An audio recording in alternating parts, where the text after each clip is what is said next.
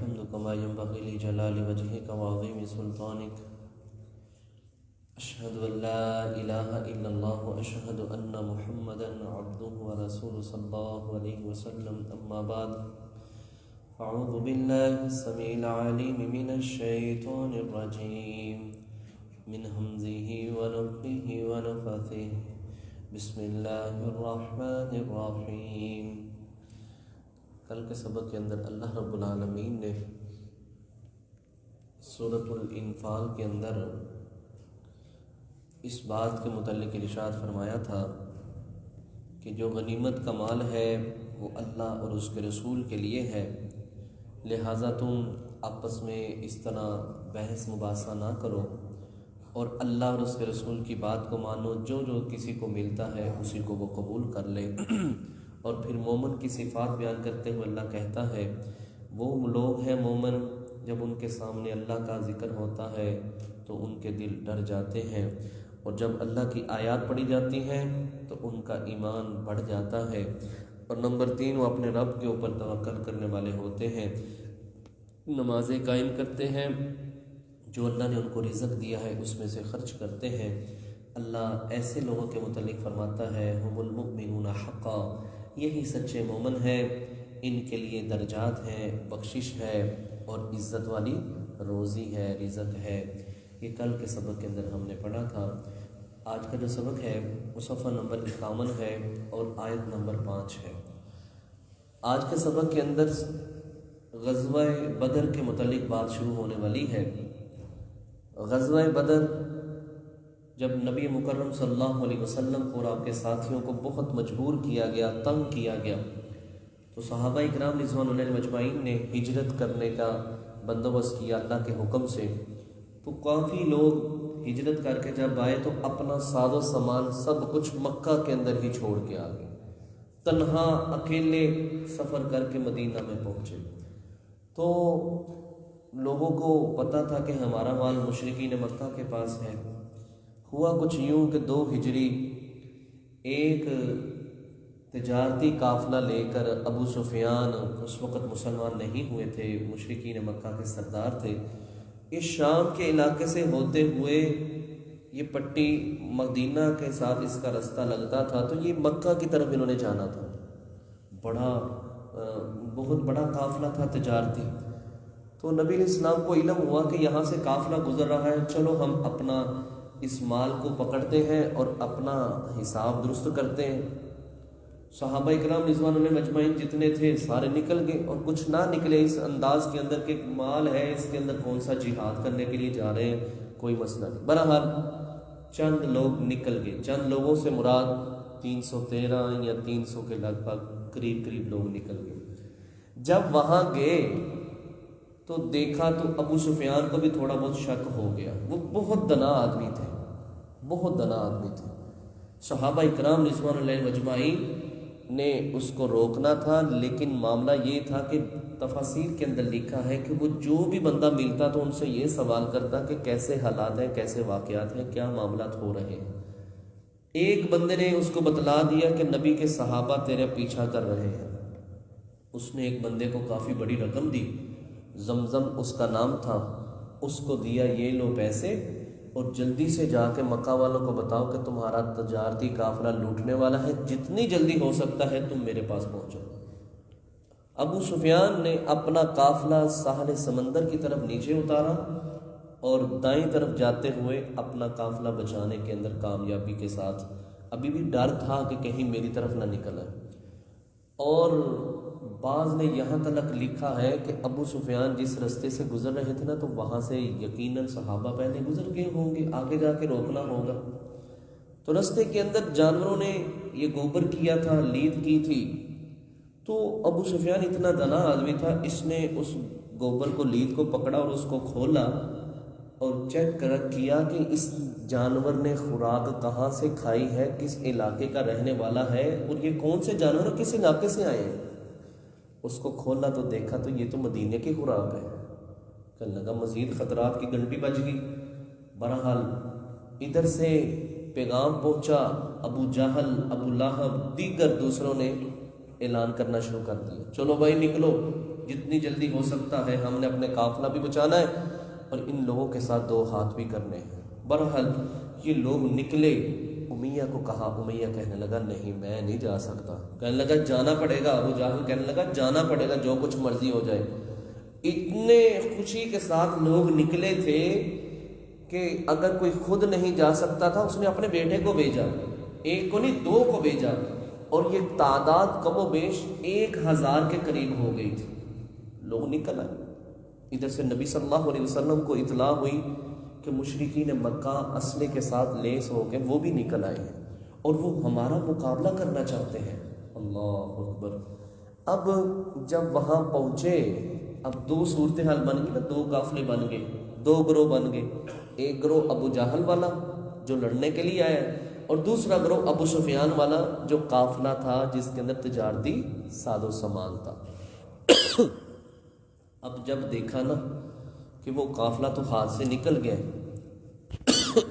اب ہمارا مقابلہ ابو جہل کے گروہ سے ہونا ہے، کافروں کے ساتھ ہونا ہے، جہاد ہونا ہے، لڑائی ہونی ہے، قتال ہونا ہے۔ کچھ لوگ کہنے لگے لو جی ہمیں لے کے کسی کام کے لیے آئے ہیں اور یہاں کام کوئی اور ہو رہا ہے، ہمارے پاس تو اسلحہ ہی نہیں ہے، ہم کس طرح لڑیں؟ انہوں نے نبی صلی اللہ علیہ وسلم کے ساتھ بحث مباحثہ کرنا شروع کر دیا۔ پھر اس کے بعد کیا ہوا، کس طرح معاملہ درپیش آیا، اللہ رب العالمین کیا چاہتے تھے، بغیر کسی کہہ لے کے ڈیٹ فکس کیے یا کسی کو بتلائے، یہ صحابہ کا اس طرح نکلنا اور اللہ کا مسلمانوں کا کافروں کے ساتھ ملانا، جہاد کا ہونا، قتال کا ہونا، اس کے اندر میرے رب کی ایک حکمت تھی۔ اللہ مسلمانوں کو غالب کرنا چاہتا تھا اور کافروں کے حوصلے پست کرنا چاہتا تھا۔ چند مٹھی بر مجاہد انہوں نے ان کو ایسی مات ماری کہ 70 مارے گئے اور 70 کے قریب قیدی ہوئے اور 24 سردار بھی مکہ کے مارے گئے۔ اس حوالے سے یہ بات ہے، انشاءاللہ آج سبق کے اندر ہم پڑھیں گے۔ صفحہ نمبر 51 ہے اور آیت نمبر 5 ہے۔ فرمایا اللہ رب العالمین نے کما جس طرح اخراجہ کا نکالا ہے آپ کو، ربو کا آپ کے رب نے، من بیتی کا آپ کے گھر سے، بالحق کی حق کے ساتھ۔ اللہ کا حکم تھا اور آپ اس حکم کو اللہ کا حکم سمجھتے ہوئے، سچا سمجھتے ہوئے آپ نکل آئے۔ وَإِنَّ اور بے شک، فریقاً ایک گروہ، من المؤمنین مومنوں میں سے، لکارہون وہ اس چیز کو ناپسند سمجھتا تھا۔ مال لوٹنا کوئی مسئلہ نہیں، ہم نہیں جائیں گے تو کوئی معاملہ نہیں، کام ٹھیک ہو جائے گا۔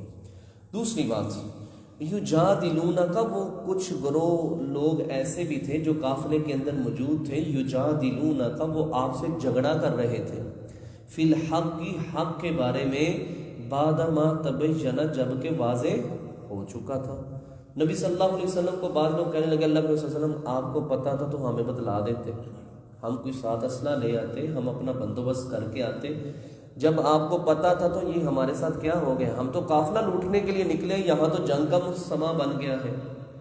تو نبی اسلام کو اللہ کہتا ہے حق آ جانے کے باوجود بھی یہ آپ سے جھگڑا کر رہے ہیں، ان کو بتلا دیجئے کہ میں اپنی مرضی سے نہیں نکلا، میں تو عرش والے کے حکم کی وجہ سے آیا ہوں، یہ تو اللہ کا فیصلہ ہے، اللہ نے مجھے بس کہا نکلو تو میں نکل آیا ہوں۔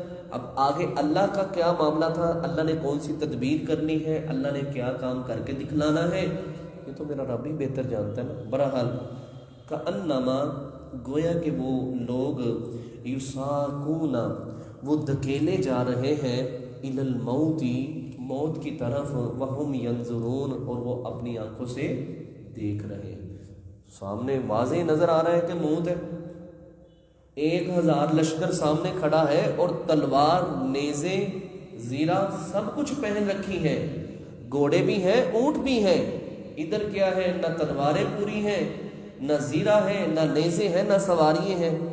اللہ کہتے ہیں اپنی آنکھوں سے سامنے موت دیکھ رہے تھے، لو بھائی بس اب موت آئی، جیسے ہی ہم گتھم گتھا ہوں گے کہ میدان سجے گا، لڑائی شروع ہوگی، ہم تو بس مارے جائیں گے۔ اللہ اکبر۔ اللہ فرماتے ہیں وَإِذْ اور جب، یعیدکم اللہ اللہ تم سے وعدہ کر رہا تھا، احدی الطائفتین دو گروہوں میں سے، انہا لکم بے شک یہ تمہارے لیے ہے، وتودون اور تم چاہتے تھے، ان غیر ذات الشوکتی، جو اسلحے کے بغیر گروہ تھا نا، کون اسلحے کے بغیر تھا؟ وہ ابو سفیان کا قافلہ. دو گروہ بن گئے نا، ایک ابو جہل کا گروہ جو لڑنے کے لیے آیا تھا، اور دوسرا وہ گروہ ابو سفیان کا جو تجارتی قافلہ لے کے جا رہا تھا. اللہ انسان کی کیفیت کو بیان کرتے ہوئے کہتا ہے ان لوگوں کی کیفیت یہ تھی، یہ چاہتے تھے کہ ہم اس قافلے والے کو ملیں جس کے پاس کوئی بھی اسلحہ نہیں ہے، ہم آسانی کے ساتھ ان کے ساتھ لڑیں، مال پکڑیں اور سیدھا اپنے گھروں کے اندر چلے جائیں. اللہ فرماتے ہیں ان غیر ذات الشوکتی، یہ لوگ چاہتے تھے کہ بغیر اسلحے والے قافلے سے ہم لڑیں، تکون لکم، تاکہ وہ تمہارے لیے وہ قافلہ خاص کر دیا جائے، یعنی تم اس قافلے والے کے ساتھ لڑو. وَيُرِيدُ اللَّهُ، یہ ہے انسان کی خواہش. اللہ کہتا ہے میں چاہتا ہوں ان یحق الحق، کہ میں ثابت کر دوں حق کو، بکلماتہ، اپنے حکموں کے ساتھ، وَيَقْطَعَ، اور میں کاٹ کے رکھ دوں، دابر الکافرین، کافروں کی جڑ کو ہی میں کاٹ دیتا ہوں. یہ مشرکین مکہ ہی زیادہ اپنے آپ کو سمجھتے تھے نا کہ ہم زیادہ طاقتور ہیں، ہمارے پاس وسائل زیادہ ہیں. اللہ فرماتے ہیں ایسی عبرت ناک شکست دوں گا کہ جو یہودیوں کے قبائل ہیں ان کے اوپر بھی تمہارا رعب بیٹھ جائے گا. کیسر و کسرا، روم کی جو سلطنتیں ہیں، وہ بھی ان کے تذکرے کریں گے کہ 313 لوگ تھے، 1000 کا لشکر تھا، 70 مارے گئے، 70 قیدی ہو گئے، اور پیٹ پھیر کے شکست کھاتے ہوئے باقی بھاگ گئے تھے. اللہ رب العالمین فرماتا ہے میں اپنے حکم کے ساتھ تدبیر کرتے ہوئے ایسا کام کروں گا کہ رہتی دنیا تک کے لیے لوگ یاد رکھیں گے. اللہ اکبر. اللہ فرماتے ہیں لیحق الحق، میں حق کو ثابت کرنا چاہتا ہوں، حق کو غالب کرنا چاہتا ہوں، حق کو حق کے ساتھ، وَيُبْطِلَ الْبَاطِلَ، اور میں باطل کو باطل قرار دینا چاہتا ہوں. وَلَوْ كَرِهَ الْمُجْرِمُونَ، اگرچہ مجرم اس چیز کو ناپسند سمجھیں، لیکن میں یہ میدان سجا کے رکھوں گا، ایسا میدان سجاؤں گا کہ لوگ اس کی تعریفیں کر دیا کریں گے. اللہ اکبر. اب جب انسان ہے نا، انسان کے پاس وسائل تو ایسے نہیں ہوتے، معاملات تو ایسے نہیں ہوتے.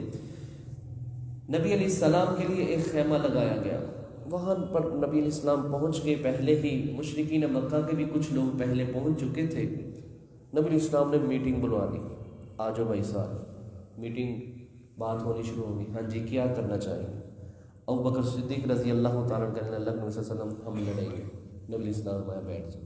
عمر فاروق رضی اللہ تعالیٰ عنہ کھڑے، اللہ کے نبی صلی اللہ علیہ وسلم جس طرح آپ حکم کریں گے اسی طرح ہوگا. فرمایا ٹھیک ہے بیٹھ جاؤ. نبی علیہ السلام کے ذہن کے اندر ایک بات تھی، ہم مہاجر چند تعداد کے اندر ہیں، چند لوگ ہیں، انصار زیادہ لوگ ہیں اور زیادہ طاقتور ہیں اور ان کے پاس وسائل بھی زیادہ ہیں. نبی علیہ السلام کا ذہن یہ تھا کہ کوئی انصاری جو ان کا سردار ہے وہ مجھے بول کے کہے کہ اللہ کے نبی صلی اللہ علیہ وسلم ہم آپ کے ساتھ ہیں. لوگ چپ کر کے بیٹھ گئے. نبی علیہ السلام کو حضرت سعد بن معاذ رضی اللہ تعالیٰ عنہ کہنے لگے اللہ کے نبی صلی اللہ علیہ وسلم لگتا ہے آپ کا خیال ہماری طرف ہے کہ ہم کیا کہیں. فرمایا اللہ کے نبی صلی اللہ علیہ وسلم میری طرف سے یہ اعلان سن لیجئے، اور میری طرف سے نہیں بلکہ سارے انصاریوں کی طرف سے ہے، آپ اگر ہمیں سمندر کی تہوں کے اندر چھلانگ لگانے کا حکم دیں گے وہاں ہم چھلانگ لگا دیں گے، اگر پہاڑ سے چھلانگ لگانے کا حکم دیں گے پہاڑوں سے جب چھلانگیں لگا دیں گے. اللہ کے نبی صلی اللہ علیہ وسلم ہم اس طرح کبھی نہیں کہیں گے جس طرح بنی اسرائیل نے موسیٰ علیہ السلام کو کہا تھا فَاذْهَبْ أَنْتَ وَرَبُّكَ فَقَاتِلَا إِنَّا هَاهُنَا قَاعِدُونَ، ہم یہاں بیٹھے ہیں، تو جا اور تیرا رب جائے، ہم لڑنے کی طاقت نہیں رکھتے. مقدار بن اسود بھی فرماتے ہیں میں نے بھی نبی علیہ السلام کو یہی کہا، اللہ کے نبی صلی اللہ علیہ وسلم آپ کے آگے بھی لڑیں گے، آپ کے پیچھے بھی لڑیں گے، آپ کے دائیں بھی، آپ کے بائیں بھی. نبی علیہ السلام کا چاند جیسا چہرہ کھل اٹھا، خوش ہو گئے. نبی علیہ السلام کے پاس وسائل نہیں ہے. اب دیکھا کہ مجھے تاکید یعنی یہ تائید ہو گئی ہے، لوگ میرے ساتھ اکٹھے ہو کے نکلیں گے جب جنگ شروع ہوگی، تو پھر بھی انسان ہونے کے ناطے وسائل ہوں یا نہ ہو، اللہ کی جب مدد ہوتی ہے نا تو تب ہی کامیابی ملتی ہے.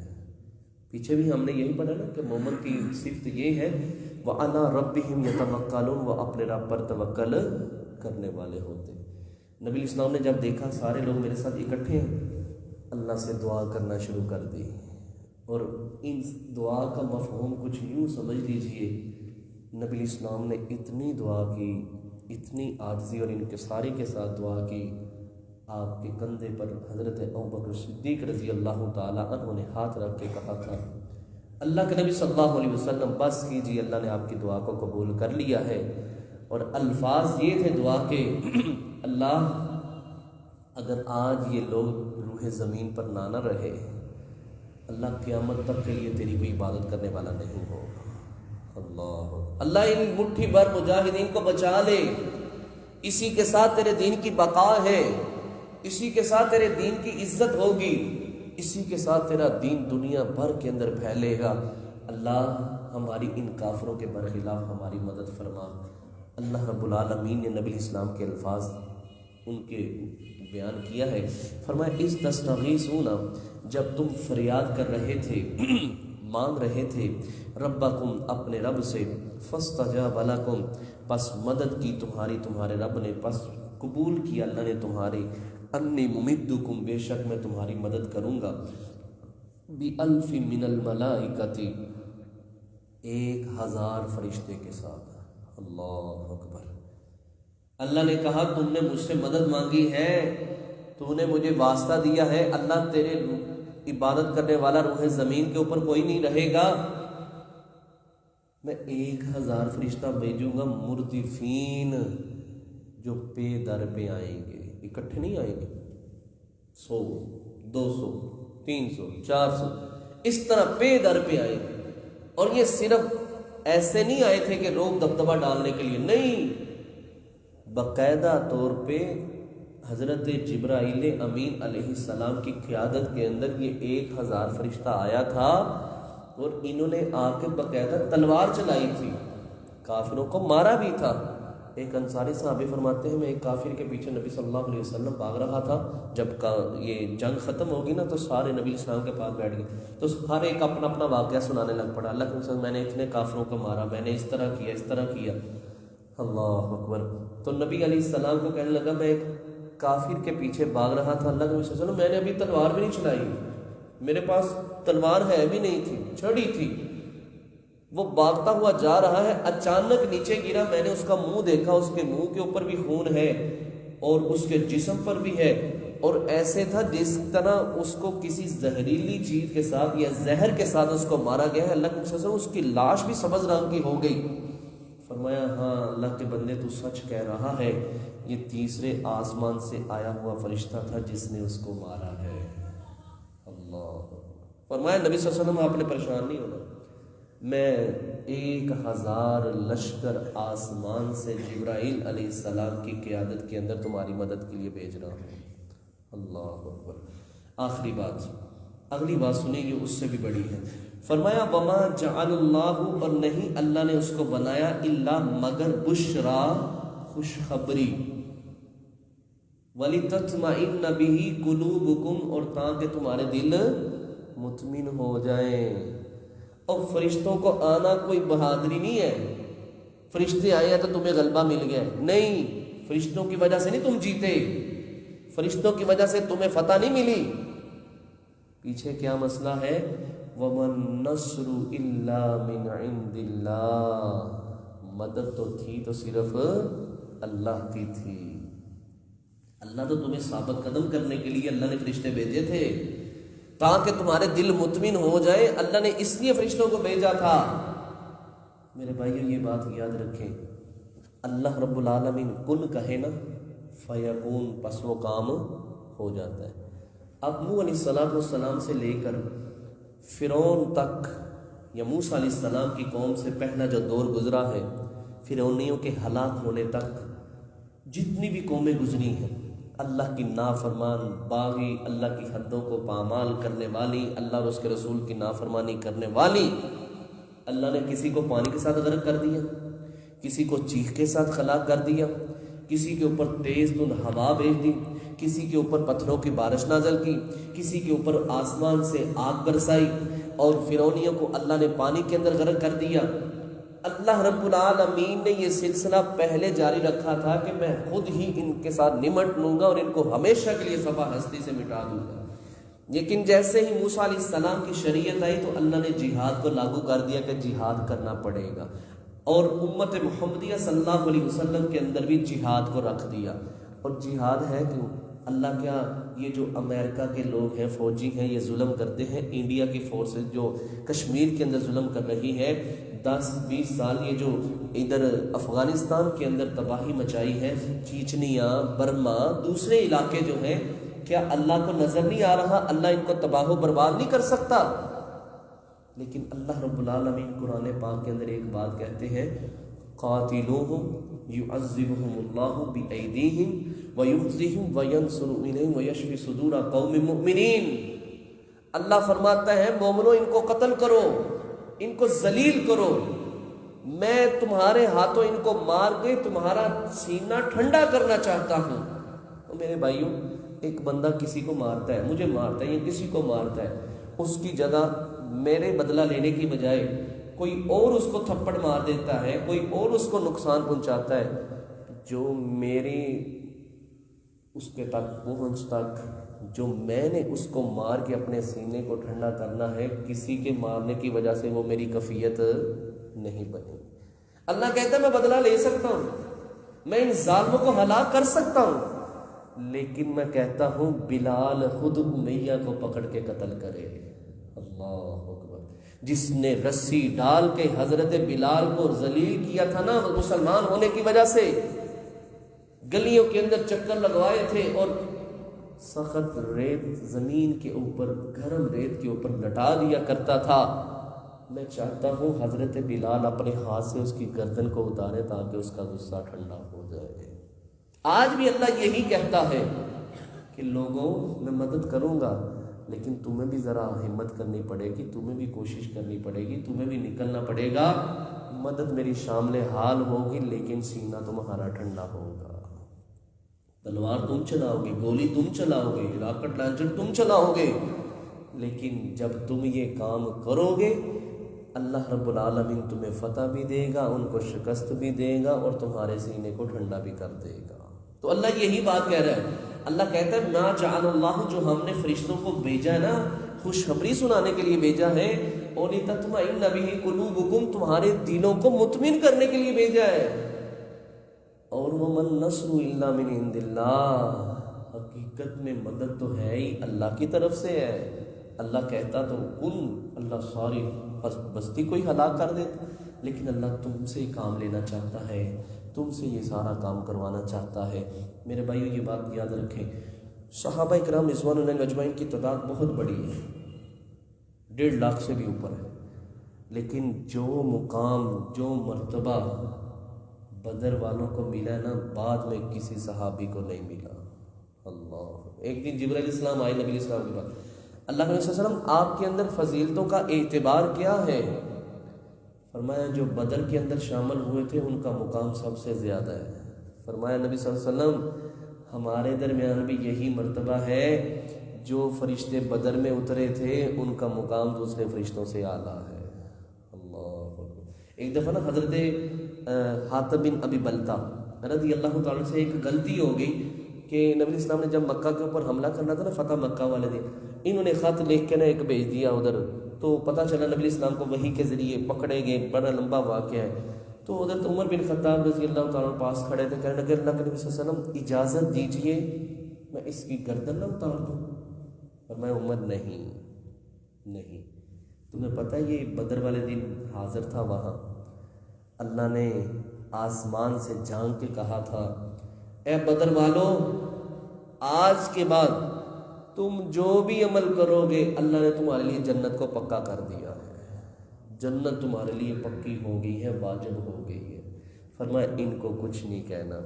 بدر والوں کی لوگ صحابہ اکرام بڑی عزت کیا کرتے تھے، حضرت عبد الرحمن بن عوف بڑی عزت کیا کرتے تھے، حضرت عثمان غنی بڑی عزت کیا کرتے تھے، ان کے لیے الگ سے تحفے تحائف ان کو جایا کرتے تھے کہ ان کا تو معاملہ میرے رب نے دوسرے صحابہ سے مزید بڑھا کے بیان کیا ہے. تو یہ ایک بہت بڑا امتحان بھی تھا کہ کچھ بھی نہیں تھا اور موت سامنے نظر آ رہی ہے، لیکن الحمدللہ اللہ نے سب کو عافیت کے ساتھ واپس لٹایا اور فاتح بن کے وہ لوٹے۔ اللہ فرماتے ہیں وَمَن نَّصْرُ إِلَّا مِنْ عِندِ اللَّهِ، مدد تو ہے ہی صرف اللہ کی طرف سے ہے۔ ان اللہ، بے شک اللہ عزیز وہ غالب ہے، حکیم حکمت والا ہے۔ غالب کہ مدد میری طرف سے آئی تھی، فرشتوں کی وجہ سے تمہیں نصرت نہیں ملی، فرشتوں کی وجہ سے، یا تم یہ کہو کہ فرشتوں کی وجہ سے ہمیں فتح مل گئی ہے، نہیں، اس کے پیچھے اللہ کی مدد تھی، اللہ نے ہی ان کو مدد کے لیے بھیجا تھا۔ تو یہ تھا میرے بھائی آج کا سبق، جس کے اندر اللہ رب العالمین نے بدر والوں کے متعلق بات کی ہے۔ اللہ سے دعا کیجئے، اللہ جہاں یہ نبی کے پیارے صحابی بدر والے لیٹے ہوئے ہیں، اللہ ان سب کی قبر کے اوپر کروڑہ رحمت نازل فرما، اور اللہ ہمیں بھی ان کے نقش قدم پر چلنے کی توفیق عطا فرما۔ سبحانک اللہم و بحمدک، اشہد ان لا الہ الا انت، استغفرک و اتوب الیک۔